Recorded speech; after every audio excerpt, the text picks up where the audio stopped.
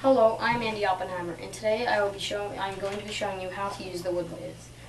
First of all, turning is where you can make an object on a machine like this, where the wood is turning into your tool, so that when it hits the blade of your tool, it cuts off little chips of the wood, and you can form it into whatever shape you want.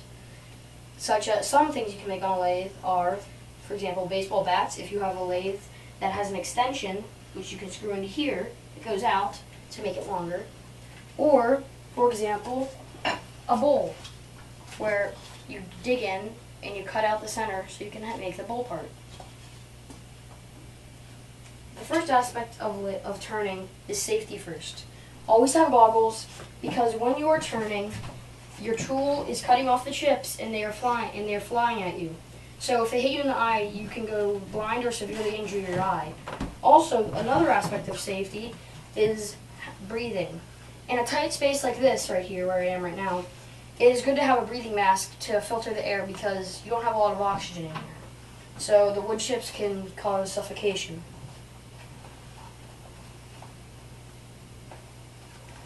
Now I'm going to show you about some of the tools of wood turning. The first tool I'm going to show you is called the roughing gouge. As you can see, it is very large and it has a very big blade. It is for turning. When you turn with a roughing gouge, it is supposed to take out like the roughness in your wood. For example, when you do this, when it's really rough like this on your wood, right around here, if you can see that,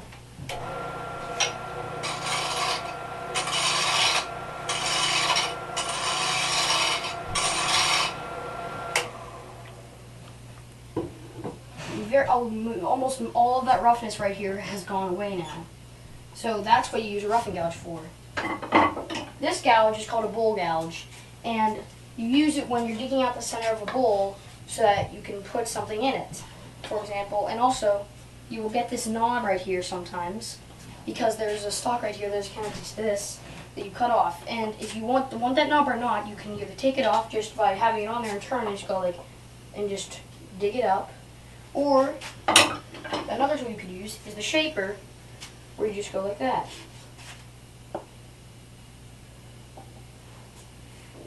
Again, with the shaper, as you can see, it is curved like that because you use it like this. If you go in, you can create like a rounded area on the lathe. Another tool is the parting tool. As you can see, if you catch this tool on your wood, which is when you catch it, the tool flies back or it gets under the wood, and the only thing that stops the tool from keep rotating around is either the lathe or the tool rest, which you can adjust by using this to make it up and down and move side to side, and this to move the whole thing.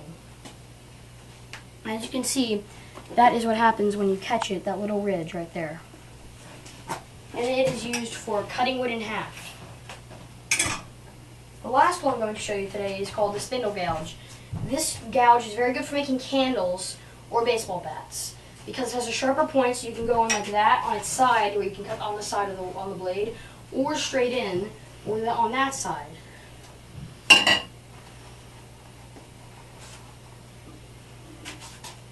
This is another example of what you can make on a lathe is a pen, where you turn this using this, which is called a chuck. These are called bushings, and you put this on there, and this piece would go on there, and the bushings keep them from touching each other, so that when you can also use a bowl gouge for this. You go like this, and you turn, you cut away, but not far enough so that you hit the brass tube that is inside of the wood.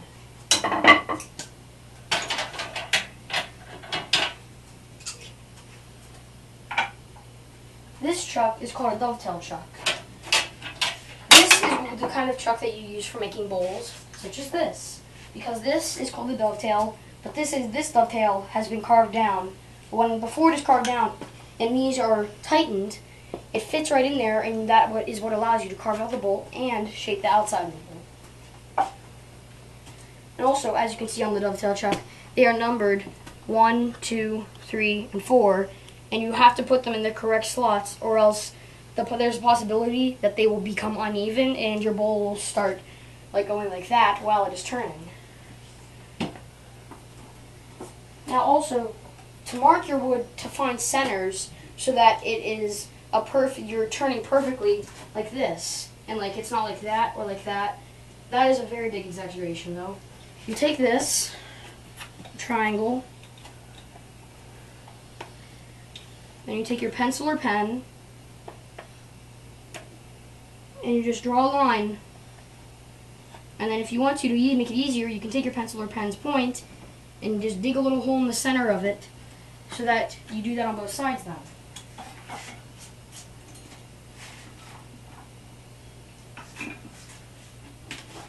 Also with the dovetail chuck, in order to tighten and loosen it, you take these, you put them in these holes right here, they're all over it, and you turn it to tighten and loosen.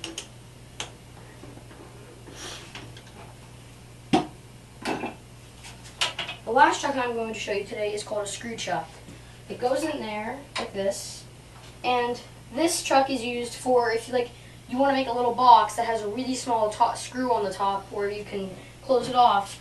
You hold this on, you hold your piece of wood on here where you want to screw it. You put this in here, you turn on the lathe so that when it rotates, when you push the wood on, it makes the spinning part of the spin on the center, and that allows you to do that, and that allows you to make a top for it.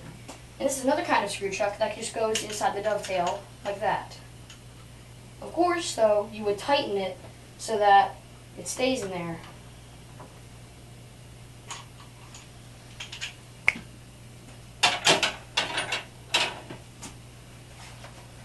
This is called this tailstock.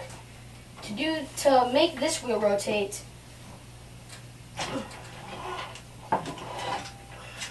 you have to push this lever down so that you can move this part in and out. And then in order to move it on and off of the lathe, you just put this lever down so that you can move it.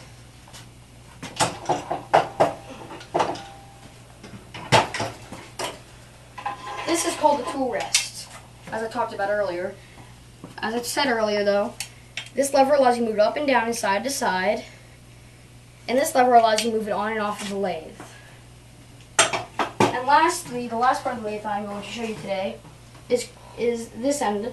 This is where the wheels are to change your speeds. There are 6 wheels in here on the top and the bottom, and there's a little leather and or rubber strap that goes around them. And to change the position on which wheel you want, with the little rubber strap or leather strap, you pull this up and push this down, and that allows you to change it, and then you just tighten it again. Well, thank you for watching, and I hope you learned a lot about the wood lathe.